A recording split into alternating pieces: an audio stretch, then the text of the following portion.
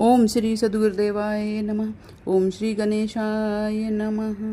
हरे कृष्ण कृष्ण कृष्ण हरे हरे, हरे राम राम राम हरे हरे। एक बार महाराज युधिष्ठिर ने भगवान श्री कृष्ण से पूछा कि हे जनार्दन, वैशाख मास के शुक्ल पक्ष में किस नाम की एकादशी होती है और उसका क्या फल होता है, उसके लिए कौन सी विधि है। भगवान श्री कृष्ण बोले, हे धर्मराज, पूर्व काल में परम बुद्धिमान श्री रामचंद्र जी ने महर्षि वशिष्ठ जी से यही बात पूछी थी जिसे आज तुम मुझसे पूछ रहे हो। श्री राम ने कहा, हे भगवान, जो समस्त पापों का क्षय तथा सब प्रकार के दुखों का निवारण करने वाला व्रतों में उत्तम व्रत हो, उसे मैं सुनना चाहता हूँ। वशिष्ठ जी बोले, हे श्री राम, तुमने बहुत उत्तम बात पूछी है। मनुष्य तुम्हारा नाम लेने से ही सब पापों से शुद्ध हो जाता है, तथापि लोगों के हित की इच्छा से मैं पवित्रों में पवित्र उत्तम व्रत का वर्णन करूंगा। वैशाख मास के शुक्ल पक्ष में जो एकादशी होती है उसका नाम मोहिनी एकादशी है। वो सब पापों को हरने वाली और उत्तम है। उसके व्रत के प्रभाव से मनुष्य मोहजाल तथा पातक समूह से छुटकारा पा जाते हैं।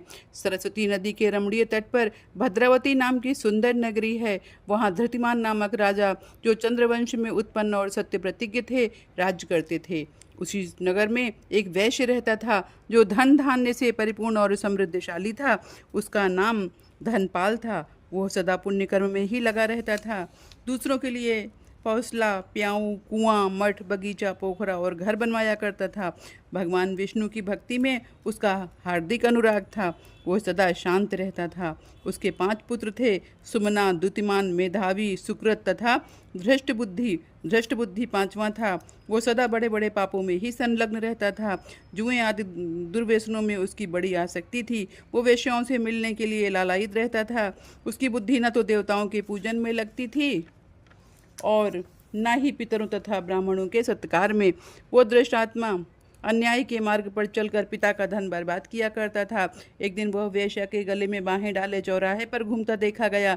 तब पिता ने उसे घर से निकाल दिया तथा बंधु बांधवों ने भी उसका परित्याग कर दिया। अब वह दिन रात दुख और शोक में डूबा तथा कष्ट उठाता हुआ इधर उधर भटकने लगा। एक दिन किसी पुण्य के उदय होने से वह महर्षि कौंडिन्य के आश्रम पर जा पहुंचा।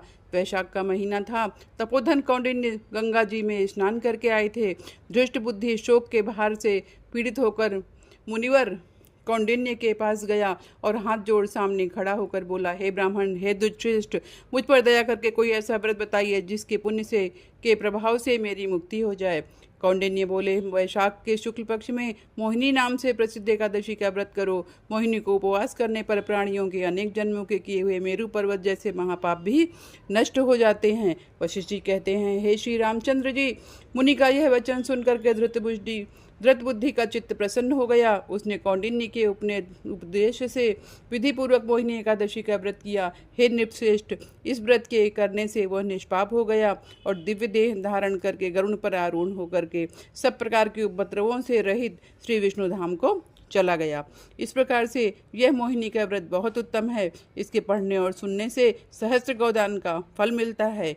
हरे कृष्ण कृष्ण कृष्ण हरे हरे, हरे राम राम राम हरे हरे। इस प्रकार से मोहिनी एकादशी की व्रत की कथा का समापन हुआ। धन्यवाद।